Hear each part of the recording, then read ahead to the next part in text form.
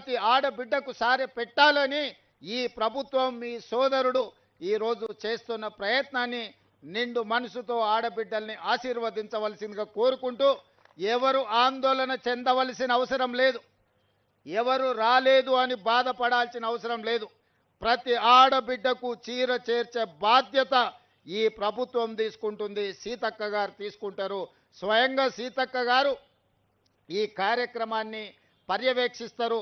మొదటి విడత 65 లక్షల చీరలు గ్రామీణ ప్రాంతాలలో ఉన్న ఆడబిడ్డలకు ఇవ్వడం జరుగుతుంది. రెండవ విడత మున్సిపాలిటీలు, మున్సిపల్ కార్పొరేషను, గ్రేటర్ హైదరాబాద్లో ఉండే మహిళలకు మిగతా 35 లక్షల చీరలు మార్చి 1 నుండి మార్చి 8 తారీఖు లోపల వాళ్ళందరికీ కూడా చీరలను చేర్చే బాధ్యత ఈ ప్రభుత్వం తీసుకుంటుంది. గ్రామాలలో ఇచ్చిండ్రు, పట్టణాలలో ఇవ్వలేదు అని ఎవరైనా మిమ్మల్ని తప్పుదోవ పట్టించే అవకాశం ఉంటుంది. పట్టణ ప్రాంతాలలో ఉన్న మా ఆడబిడ్డలకు మార్చి 1 తారీఖు నుంచి మార్చి 8 తారీఖు లోపల మీ అందరికి కూడా చీరల పంపిణీ కార్యక్రమం జరుగుతుంది. ఈనాడు ఉత్పత్తి చేసే సంస్థలు 6 నెలల సమయం ఇచ్చినా 65 లక్షల చీరలు మాత్రమే ప్రభుత్వానికి అందించారు. మిగతా చీరలు అందించడానికి ఇంకా 3-3.5 నెలలు పడుతుంది.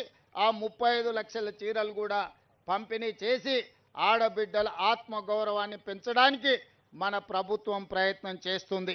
అదేవిధంగా మా సీతక్క గారికి ఒక సూచన చేస్తున్నా.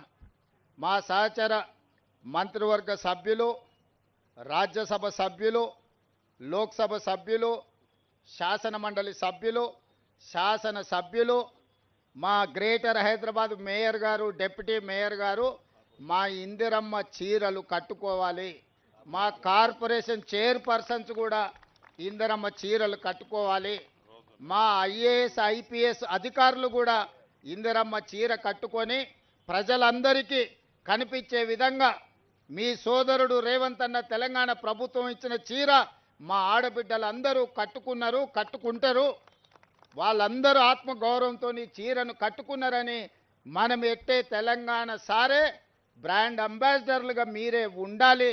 ప్రతి ఆడబిడ్డకు కూడా సీతక్క ఈ సారే నజరానాను పంపించాల్సిందిగా పేరున వాళ్ళందరికీ సీతక్క బాధ్యతగా చేర్చాలి.